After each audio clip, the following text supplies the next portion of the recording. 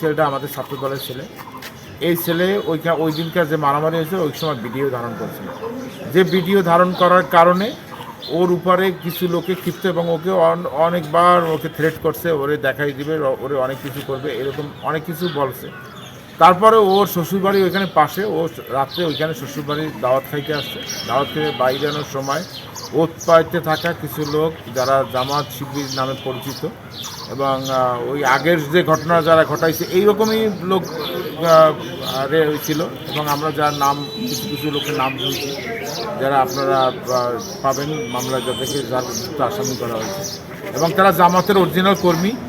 আমরা এই জামাতের অরিজিনাল কর্মী, এরাই ওই আমার কাছে স্রেফ কথা সেটা হচ্ছে এখন আমি যেটা পেয়েছি কার্ডিয়াক অ্যাটাকের মাধ্যমে মূলত সে মৃত্যুবরণ করেছে।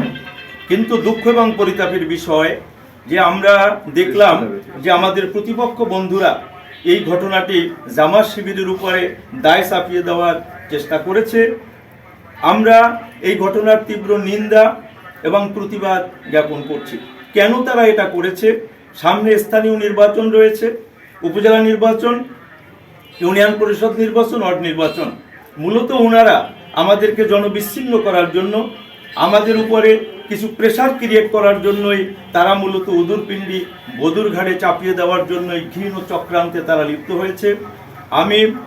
আমরা আমাদের প্রতিপক্ষ বন্ধুদেরকে আজকে এই জামাত ইসলামীর পক্ষ থেকে প্রেস ক্লাবে আয়োজিত এই যে সাংবাদিক সম্মেলন, এখানে বসে আমরা তাদেরকে সবিনয় অনুরোধ করছি যে মাসুম হত্যা সংক্রান্তে আমাদের থানায় এজার প্রাপ্তি সাহেবকে মামলা হয়েছে। আমরা এজার নামেও 3 জন আসামিকে গ্রেপ্তার করেছি। লাশ ময়নাতদন্তের জন্য মর্গে প্রেরণ করা হয়েছে। অন্যান্য আসামি গ্রেপ্তারের জন্য অভিযান চলমান আছে। 3 জন আসামি গ্রেপ্তার করা হয়েছে। ঘটনাটা কি নিয়ে এটা কি জানা গেছে? বিষয়টি তদন্তাধীন, পরবর্তীতে আমরা বিস্তারিত জানাবো।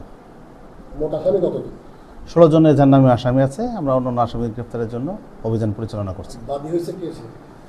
বাদী মোহাম্মদ শহীদুল ইসলাম, ওর ভাই। আচ্ছা, মামলার এজাহারে যতটুকু উল্লেখ করেছে ঘটনার বিবরণ, এটা কি জানার কোনো সুযোগ আছে? হ্যাঁ, এটা তাদের সাথে ছিল। নির্বাচনকালীন সময় একটা ঘটনাকে কেন্দ্র করে ভিডিও করেছে।